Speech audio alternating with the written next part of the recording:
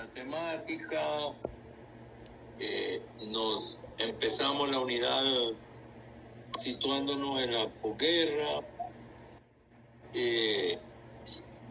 repasamos un poquito qué pasó antes de la posguerra, en el periodo entre guerras, cuántos murieron en la Primera y en la Segunda Guerra Mundial, cuánto tiempo pasó entre uno y otro, y vimos que la primera consecuencia de las 7 consecuencias de la Segunda Guerra Mundial, la primera es que cobra conciencia la humanidad y los líderes de la humanidad que no pueden seguir con una guerra mundial cada 20 años, menos de 21 años, y 20 millones en la primera y 80 millones en la segunda.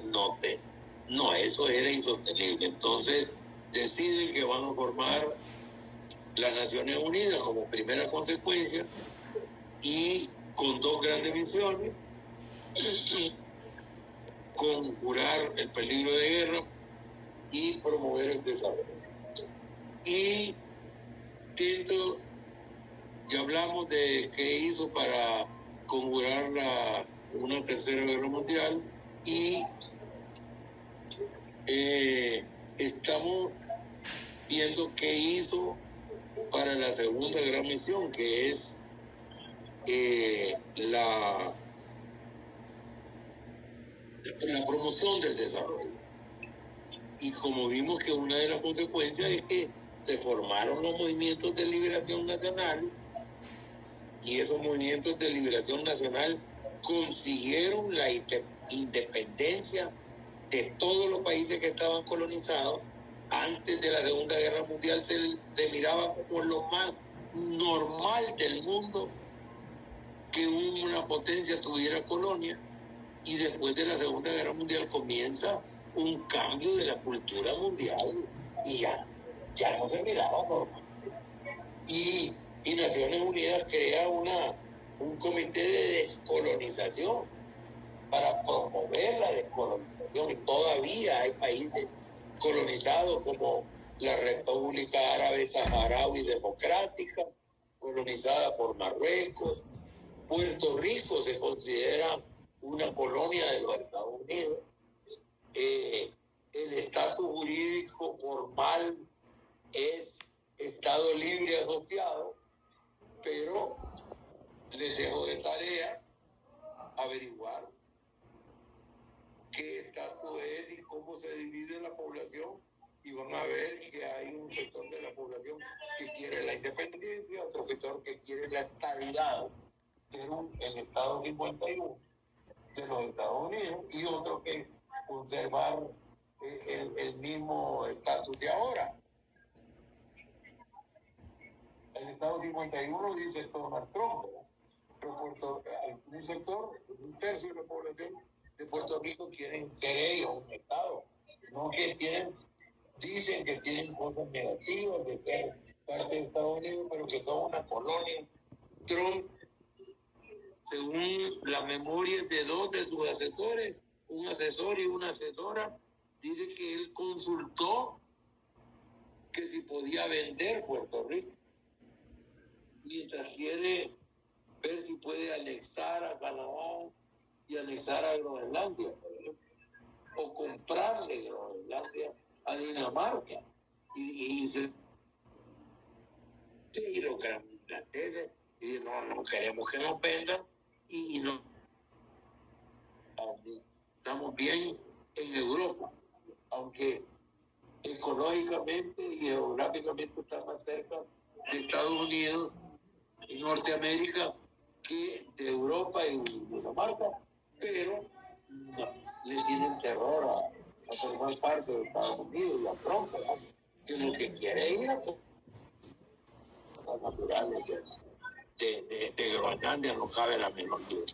Pero bueno, vámonos mejor a seguir con las 11 teorías, concepciones y modelos de desarrollo que están en el debate sobre desarrollo y subdesarrollo que se da en América Latina, especialmente en los periodos electorales, pero no únicamente. Entonces ya repasamos la teoría de la modernización, vemos que esa se recicla con la teoría neoliberal, la teoría y el modelo de la CEPAL, la teoría de la dependencia, el planteamiento teórico detrás de la Revolución Cubana, el modelo del socialismo del siglo XXI, los planteamientos básicos generales que se deducen de los documentos del Foro de Sao Paulo, el modelo del desarrollo del socialismo con características quinas que combina Estado, como en la vieja experiencia de la Unión Soviética, y mercado, y que en pocas décadas ha sacado a centenares de millones de personas de la pobreza y ha convertido a China, que era un país con una población con centenares de millones de habitantes en situación de pobreza y pobreza extrema, y que era considerado un país subdesarrollado, en menos de 5 décadas, la convirtieron en la segunda potencia económica y tecnológica del planeta. Y algunos autores se preguntan si el modelo de los chinos podría llegar a ser un modelo económico para el futuro de la humanidad. La novena de las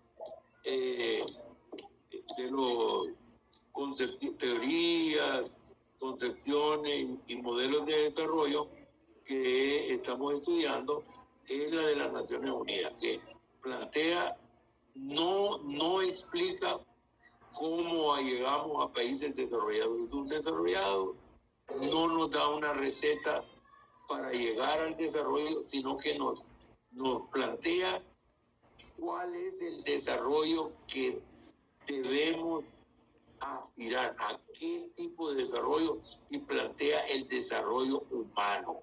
Y le sale al paso a la teoría de la modernización y teoría neoliberal, sin mencionarlas, que plantean que lo importante es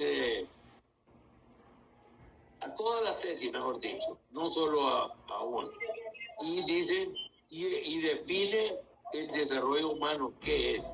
Y tenemos pendiente resolver la tarea semanal desde la semana pasada, que se acercan voluntarios que quieran ayudarnos a resolverlo, y también dejamos de una tarea de ayer que era decir en qué consiste el desarrollo humano según Naciones Unidas y el desarrollo sostenible, por otro lado. Se abre el uso de la palabra para quienes quieran participar en la resolución de la tarea diaria. Buenas tardes, Alan. Buenas tardes, adelante, compañero. También dejo como tarea y es sobre lo que quiero comentar sobre la carta Rostov. Correcto. Pude investigar un poquito más porque ya usted lo había mencionado en clases anteriores. La carta Seattle también, ¿verdad? Sí. Sí. Pero la carta Rostov surgió en clases anteriores por aquella frase que usted dijo, ¿verdad? Que dijo un empresario de las bananeras que era más fácil comprar un diputado que un burro aquí en Honduras. Entonces, que era más barato comprar un diputado en Honduras que una mula. Pero no le dejó claro que no era una mula como las que vemos nosotros ahora. Eran unas mulas que resultaban de cruzar un burro Kentucky traído de los Estados Unidos, que eran unos tremendos burros de gran alzada, con una yegua hondureña, ¿verdad?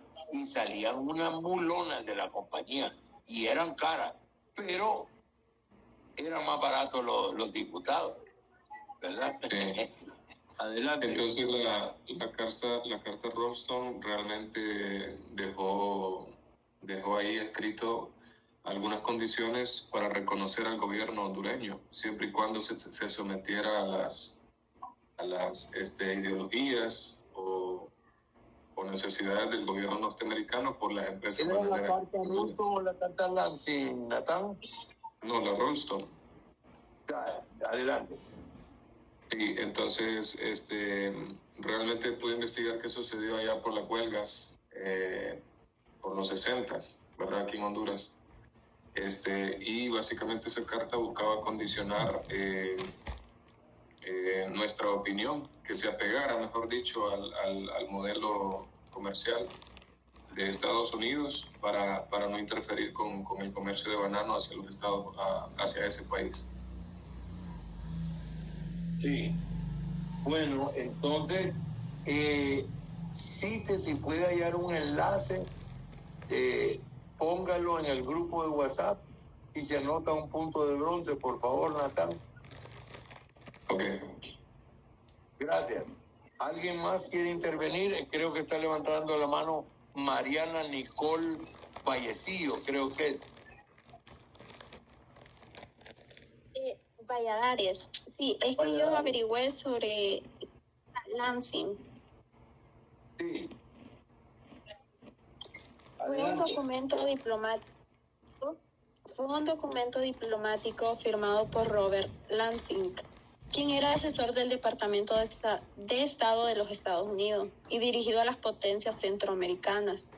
En este documento, Estados Unidos expresó su política respecto a los gobiernos de América Central, especialmente sobre el reconocimiento de gobiernos surgidos de golpe de Estado o de revoluciones.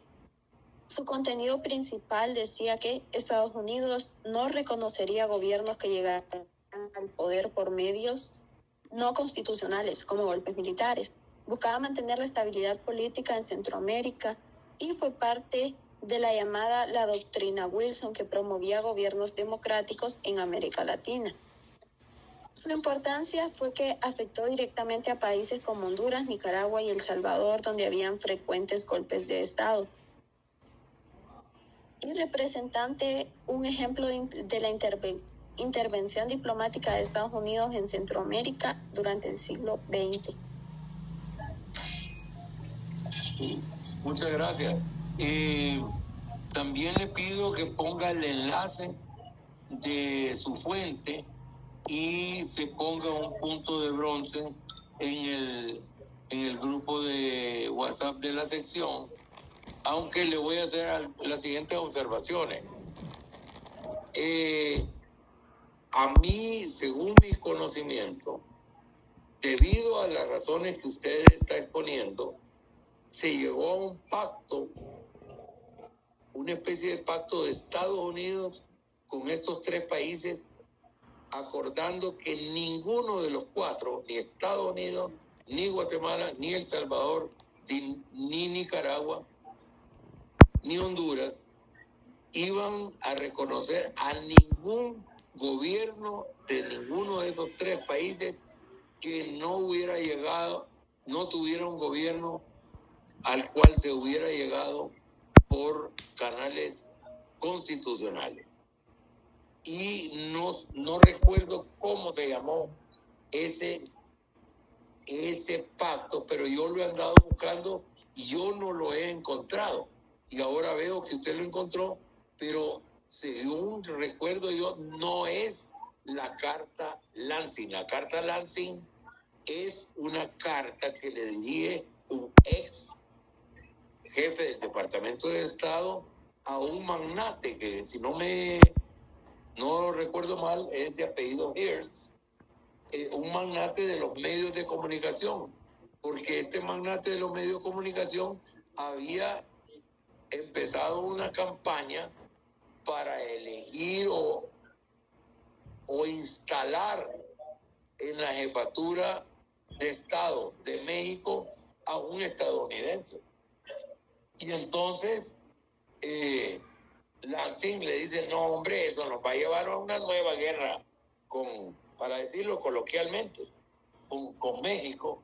De lo que se trata mejor es de pescar a jóvenes mexicanos en las mejores universidades de acá, y en otras palabras dice lavarles el coco, que aprendan a pensar como nosotros, a desear un tipo de desarrollo como el de nosotros, y después ellos van a regresar, van a tomar puestos importantes, van a crecer en la burocracia y después nos van a hacer los mandados mejor que si estuviera un gringo como nosotros al frente de él. Eso lo dice en lenguaje crudo, disfrazado, ¿verdad?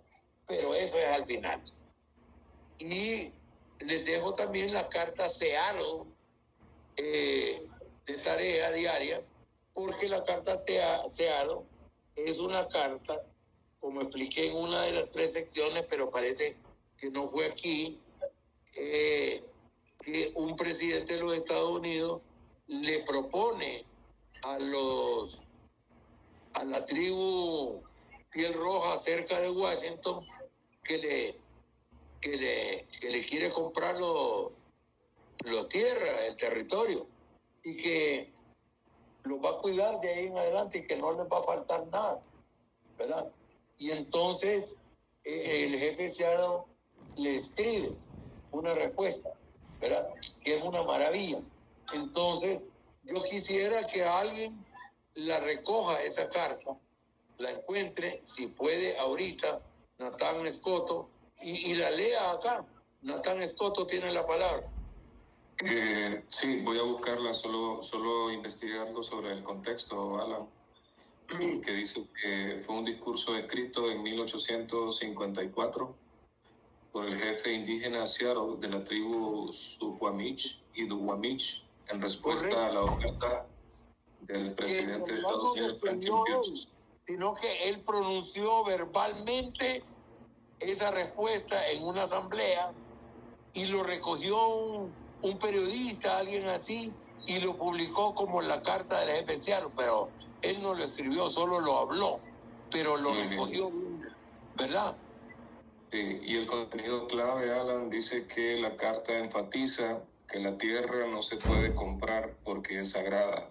Entiéndase, ríos, árboles, animales son parte del pueblo que lo habita. Profetiza, dice que el hombre blanco contaminará todo y que los indígenas desaparecerán como niebla. Es un manifiesto ecológico temprano, con frases icónicas como ¿cómo podéis comprar o vender el cielo y el calor de la tierra?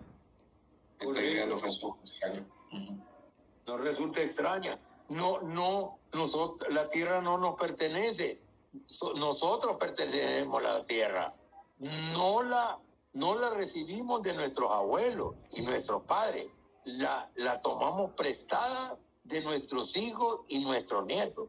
O sea, como dice usted, que yo no había escuchado esa frase, es un manifiesto temprano, manifiesto ecológico temprano. Y con una gran sabiduría, ¿verdad? Y uno se pregunta quiénes son los salvajes ahí, ¿verdad? Si el hombre blanco de la época o los piel roja, ¿quiénes son los salvajes? Y dice, bien sabemos que ustedes pueden tomar por la fuerza esto, si nos negamos, dicen.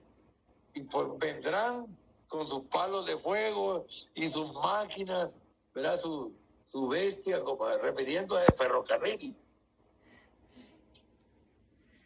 Sí. Termine, Natán, de redondear Sí, básicamente dice que el propósito de esta carta, el presidente Pierce quería adquirir territorios para expandir el asentamiento blanco, prometiendo una reserva para los indígenas, pero en la contraparte también, sabiendo que la resistencia sería inútil ante las armas, aceptó considerar la oferta, pero usó la carta para defender la conexión espiritual con la naturaleza, criticando la explotación blanca y advirtiendo sobre la destrucción ambiental. Sí, excelente. Es como dice usted, que es la mejor frase que describiendo a la carta Seattle, es un manifiesto ecológico temprano, ¿verdad? Es quizá el primer manifiesto ecológico, al menos en el continente americano, que yo sepa, ¿verdad? Y profético, como dice también Natán, ¿verdad? Porque ha sucedido lo que él profetizó que iba a suceder. Y era realista, ¿verdad? Porque decía que si se oponían, igual los blancos podían apoderarse, y que se veían obligados a aceptar la negociación, pero le pone condiciones, ¿verdad? Condiciones que son de respeto a la tierra, de respeto a lo que llamamos ahora medio ambiente, a la naturaleza, no cosas, ventajas materiales para ellos. Muchas gracias, Natán. Póngase, por favor, un punto oro. Oye, no va a ser punto plata ni bronce. Me ha gustado mucho el resumen que usted ha hecho y se merece un punto oro a mi juicio. Póngaselo ahí y haga un breve resumen diciendo las razones por las cuales se le ha otorgado un punto oro, que usted sabe que es un punto a la nota final ponderada es el punto de estímulo más valioso que otorga esta cátedra de este humilde servidor de ustedes, el profesor Alan Bajar. Gracias, Alan. Bueno, y reciba un apretón de manos, agradecido por la calidad de su participación, y ahí lo están aplaudiendo los compañeros y compañeras. Por favor, quiero más aplausos como los que están saliendo de ahí de algunos de los compañeros. Mira usted los aplausos que le están cayendo. Sí, gracias a todos, aquí aprendiendo con todos. Bueno, vamos, Natán, y no solo se lo honó ahorita, sino que también es un reconocimiento de la trayectoria que he tenido en lo que va del curso, que siempre participa, siempre aporta cosas interesantes como otros de ustedes. Y ahora, como dicen los nicaragüenses, yo viví ahí un ratito de 20 años en Nicaragua, y dicen, la sacó del estadio, dice, como son beisboleros, ¿verdad? Cuando hay un home run. Un home run es un batazo en el cual los corredores permiten llegar hasta la cuarta base, que es el home, se le llama, la cuarta base. Y entonces eso sucede con seguridad, no siempre, pero sucede generalmente cuando el bateador saca la pelota del estadio y no hay ningún fielder que la pueda conseguir, ¿verdad? Unas pocas veces es que la tira hasta la cerca y la pelota no logra llegar a tiempo al catcher, ¿verdad? Pero normalmente es cuando el bateador la sacó del estadio, como diría un nicaragüense, diría, Natán Escoto la sacó del estadio. Y entonces, como yo tengo expresiones chilenas, expresiones holandesas, expresiones costarricenses, expresiones nicaragüenses, hondureñas, etcétera, entonces ocupo ahorita una nicaragüense y digo que Natán la sacó del estadio. Pasemos ahora con vamos a avanzar en la concepción que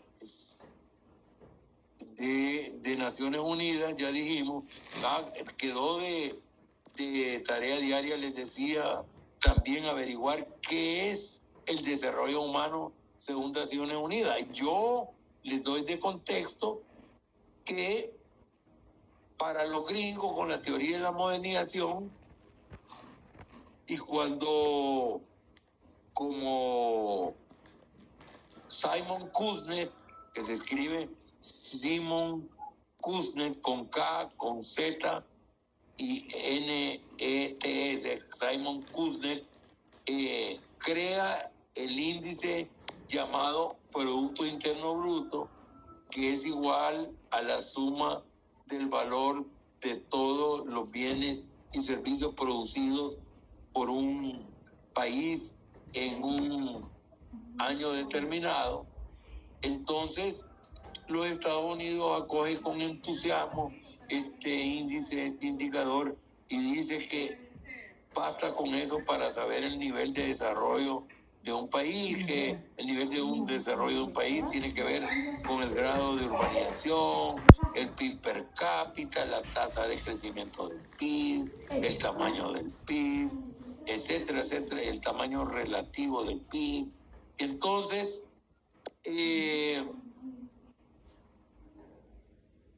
Naciones Unidas se pone en el trabajo, sabe que eso no es desarrollo, eso, y como el mismo Kuznets dice, no, este no es un nivel de desarrollo, y gana el premio Nobel, creo que de economía, Simon Kuznets, y dice en su discurso que ese no es un indicador de desarrollo, sino que apenas del tamaño de la economía, que ese es el desarrollo es otra cosa. Y entonces, apoyándose en trabajo de Amartya Sen y de Martha Nussbaum, Marta con TH y Nussbaum con doble S, Nussbaum con B de burro, con B, Nussbaum, y Amartya con T-I-A, Amartya Sen, S-E-N, un indio, un hindi de la India, escribe un libro a raíz de unas hambrunas que hubo ahí y distingue, creo que el concepto de libertad y necesidad. Sería bueno que buscaran ustedes cuáles son, en resumen, en una frase o en un párrafo a lo más, cuáles son los planteamientos de Amartya Sen que le sirven de base a Naciones Unidas para crear la concepción de desarrollo humano y el índice de desarrollo humano posteriormente. Y Amartya Sen, por ejemplo, los teóricos neoliberales, sobre todo de Estados Unidos y de los organismos multilaterales de la época, antes de tener las concepciones que tienen ahora, y decían que desarrollo era lo que les acabo de decir, y que hablaba del concepto de libertad, que lo discute Amartya Sen. Dicen, digamos coloquialmente, un ejemplo, que tuviéramos tiempo y recursos de la clase para que yo los llevara a ustedes al mall más cercano y les dijera, ustedes tienen la libertad de comprar lo que ustedes quieran en este mall. Y entonces van Natán, van Juan Manuel, que hoy no ha hablado, Sofía, Mariana, Nicole, Anthony González, Ramón Funes, Carlos Erazo, etcétera, etcétera. Y lo llevo yo y dicen, tienen la libertad de comprar cualquier cosa en este mall. ¿Qué comentario harían ustedes? En un ejercicio de clase imaginario, ¿qué dirían? Así como hicimos un ejercicio imaginario con las pelotas de papel. Pero ahora imaginar que nos vamos en un enorme helicóptero que tiene capacidad de llevar a 50 personas y nos vamos y aterrizamos en la azotea, supongamos que tiene un helipuerto, el mall Multiplaza, que no creo porque con cualquier lluvia están con goteras y tiene un techo todo de mala calidad. Y entonces, pero bajamos ahí imaginariamente y les digo, vayan a cualquier nivel del mall y tienen la libertad de comprar. ¿Qué dice aquí la compañera Dariela? En todo el mall. Eso preguntaría, pero yo les contaría que en cualquier área o sección o piso o nivel tienen la posibilidad de comprar lo que quieran. ¿Y ustedes qué me contestarían? Yo le diría de ropa. Sí, pero entonces usted compraría cualquier cosa con solo llevarla. Yo creo, compraría, no sé, jeans, camisas. ¿Usted, quién, alguien más? Yo creo, maestro, que inicialmente gracias, ¿verdad? Pero gracias por el jalón, porque yo solo les estoy dando el jalón. Solo los estoy llevando, nada más. Y le estoy diciendo que tienen una hora para comprar lo que quieran. Pero yo solo les doy el jalón. Nada más. No. Entonces, ¿cuál sería el comentario, Sara? ¿Cuánto tengo de dinero disponible, profe? Sí, sería ¿Cómo? gratis. Sí, Ay. ¿Cuánto tengo de dinero disponible?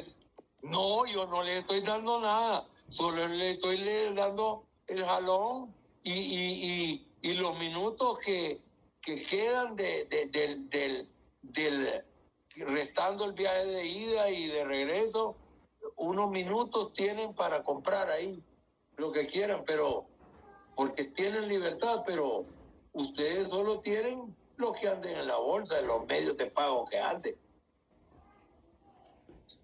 Entonces, ¿cuál es el comentario? Que si tendré el efectivo suficiente para comprar lo que quiero. Ajá, no lo tiene, ¿verdad? Compraríamos lo que necesitamos. ¿Verdad? Tendría que ver la necesidad porque tenemos limitaciones y la disponibilidad económico-financiera, ¿verdad?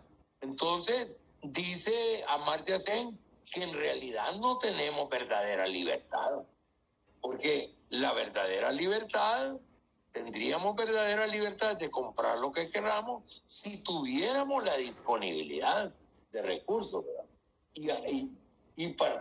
Y partiendo de esa reflexión filosófica, plantea, y no quiero saber si alguien ya investigó cuál es el resumen del planteamiento de Amartya Sen. Aquí lo tiene Dariela. Bueno, aquí dice Amartya Sen y su visión del desarrollo. Amartya Sen propuso que el desarrollo no debe medirse solo por el ingreso o el crecimiento económico, sino por la libertad y las capacidades reales que las personas tienen para vivir. Libertad y capacidades reales. No teóricas, que tienen libertad, como en el ejemplo del mall, ¿verdad? Que tienen para vivir la vida que valoran. Este enfoque se conoce como el enfoque de las capacidades. Según Sen, una persona verdaderamente libre y desarrollada es cuando puede acceder a la educación y salud, participar en la vida social y política, vivir sin pobreza ni discriminación. Correcto.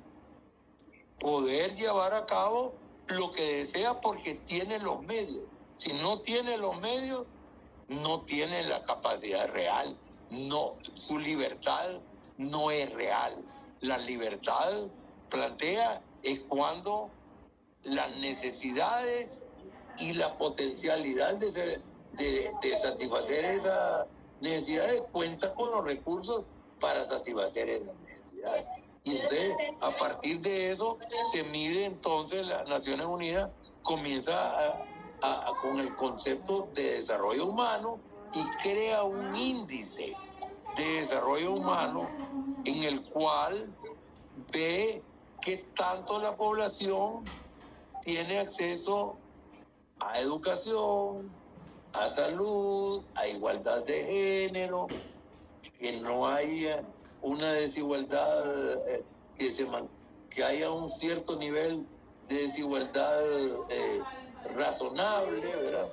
Y que tiene seguridad alimentaria hasta cierto nivel, etcétera, etcétera. Entonces ahí eso implica desarrollo humano según Naciones Unidas. Entonces, con sus aportes teóricos que ayudan a posibilitar a Naciones Unidas a crear la noción de desarrollo humano y el índice de desarrollo humano, es por esa razón que Naciones Unidas le confiere en algún año, no sé si lo tiene aquí Dariela, que en 1990 obtiene, hace 35 años, obtiene el Premio Nobel de Economía o de la Paz.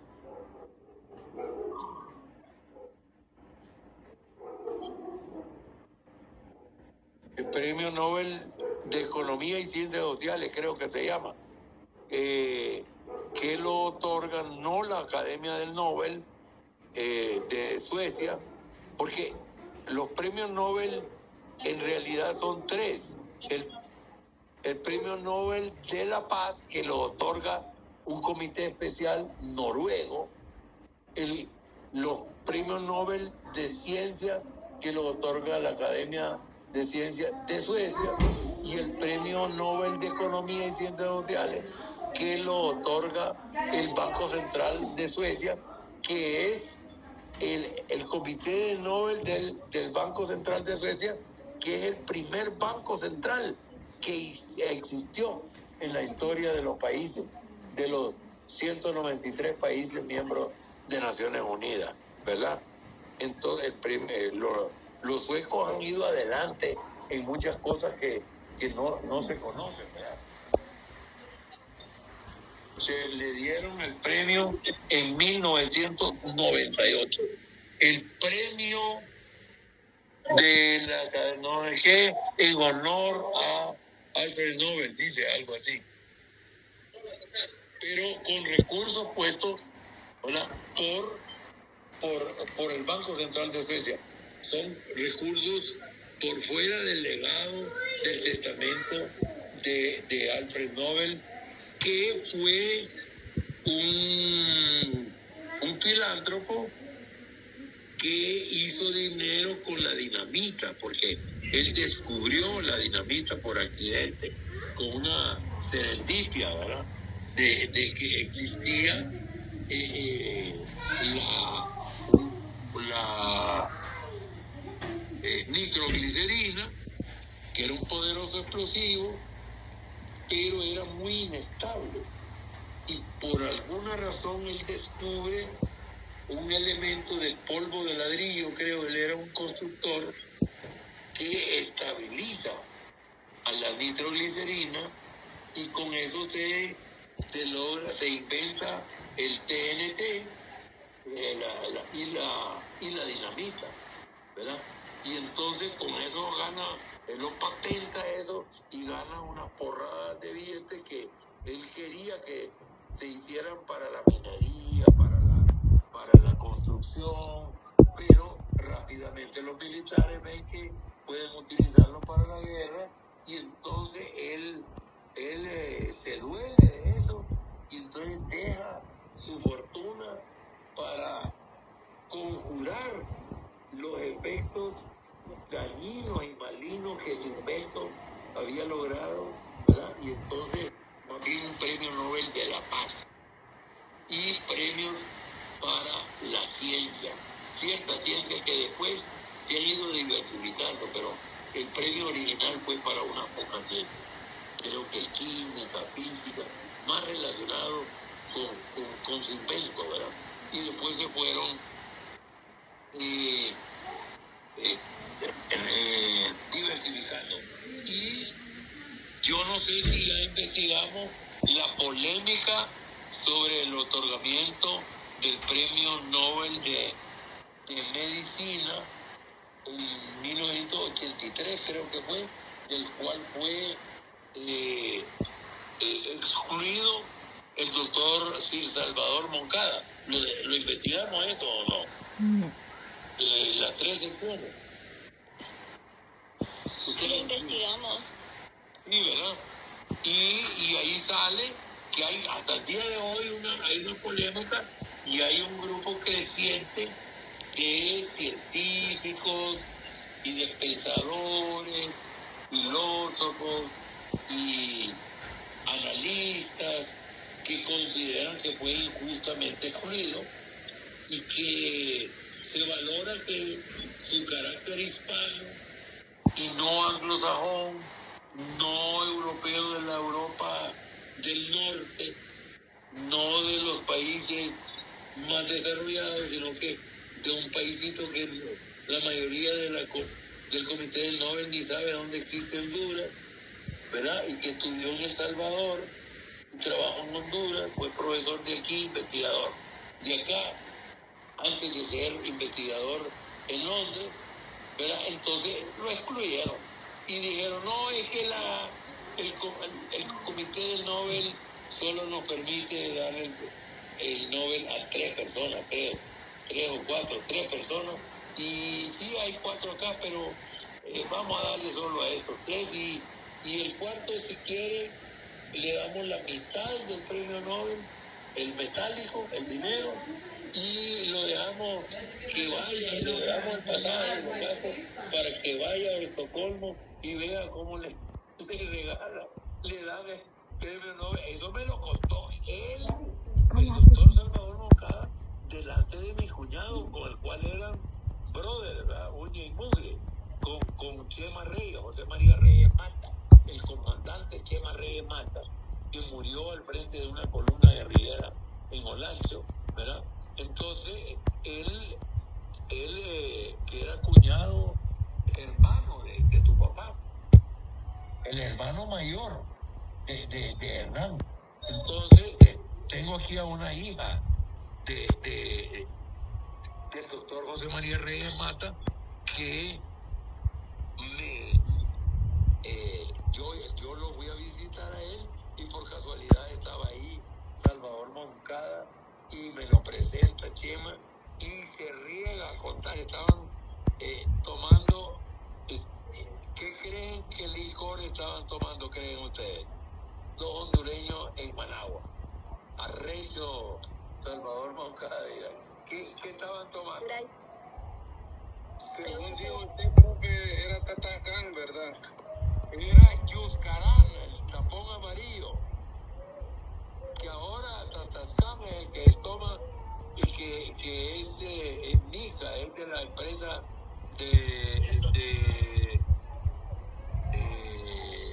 Mami, estoy en clase.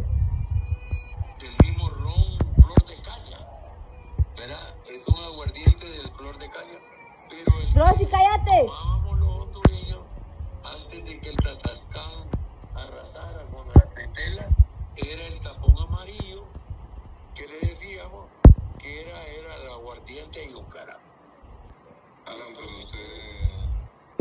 usted también mencionó que, por así decirlo, como premio de consolación, el doctor Salvador Moncada recibió otro premio, que fue el Príncipe de Asturias, ¿verdad?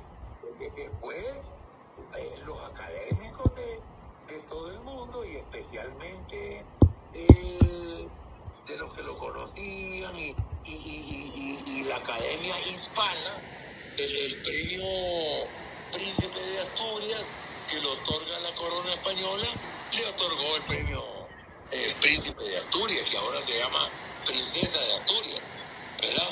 Entonces,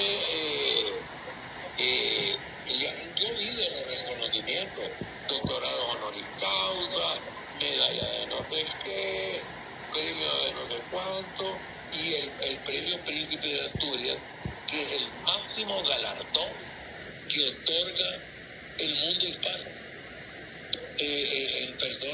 en la persona del rey de España, el rey Felipe. Dice aquí internet que la corona británica también lo premió con ese título de Sir. Sir, correcto, eso está diciendo Dariel aquí también, que la reina de Inglaterra lo armó caballero, dice, que hace una ceremonia en que el personaje, sea hombre o mujer, pone una rodilla en tierra enfrente de la reina, y ella con una espada se lo pronuncia una palabra, y le pone la espada en un hombro y después se lo pone en el otro hombre, y queda a partir de ese momento armados caballeros, dice, forma parte de una exclusiva grupo de élite de gente que se ha distinguido por grandes servicios a la humanidad y a la corona británica. y pasa a recibir el título de Sir, S-I-R, Sir, ¿verdad? Que es señor en inglés antiguo. Es un título nobiliario, ¿verdad? Como de caballero. Es como la orden de nobleza más general, ¿verdad? Porque están los marqueses, los duques, los barones, etcétera, y los caballeros, ¿verdad? Los vizcondes, condes. Y entonces el más bajo de todos, que no requiere ser parte de un territorio ni nada, sino que es especial por servicios distinguidos, es el título de Sir. Y desde entonces se le llama Doctor Sir Salvador Moncada. No, nosotros sí, porque no es un título nobiliario, es un título conferido a una persona en particular y muere con él, ¿verdad? Correcto, no lo hereda, porque no es un título nobiliario, es un reconocimiento de la corona británica a alguien que ha desarrollado, ha logrado, ha aportado un servicio altamente significativo a la corona británica o a la humanidad. Y en el caso del doctor Sir Salvador Moncada, hizo grandes descubrimientos con relación a la forma en que opera la aspirina, que es antiagregante placentario, que antes se sabía que aliviaba el dolor de cabeza, pero no sabía cómo. Y él descubrió, ¿verdad? Sí, la propaganda de hacer sentir, todo el mundo sabe que alivia, pero nadie sabe cómo alivia. Pero ahora sí se sabe cómo, desde que Salvador Moncada averiguó cómo era el mecanismo de que opera la aspirina, y lo que hay que hacerse es una aspirina efervescente, ¿verdad? Entonces, y además, él me explicó ahí delante de mi cuñado que desde la antigüedad, desde los presocráticos, se sabía que existían los vasos sanguíneos. Al principio se creía que era un tubo único, de una sola capa, ¿verdad? Y después a la vena, ¿verdad? Y las arterias. Y después distinguieron entre vena y arteria, etcétera, etcétera. Y fueron encontrando capas hasta que llegaron a la última capa, que él cuando comienza a investigar, el doctor Moncada ya se sabía de la existencia del endotelio, pero se creía, me explicó, que era una capa que era como una capa de celofán para que la sangre se deslizara sin erosión, ¿verdad? ¿Qué palabra quiero decir? Sin fricción, que fuera una capa lisa para que la sangre transcurriera de mejor manera. Pero que él descubrió que tenía funciones glandulares y que producía la prostaglandina, y con base en la prostaglandina sintetizó, porque su investigación no solo es clínica, fisiológica, sino que también farmacológica, porque sintetizó la prostaciclina, que le prolongó la esperanza de vida. A los 51 se nos pasó el tiempo y no digo nada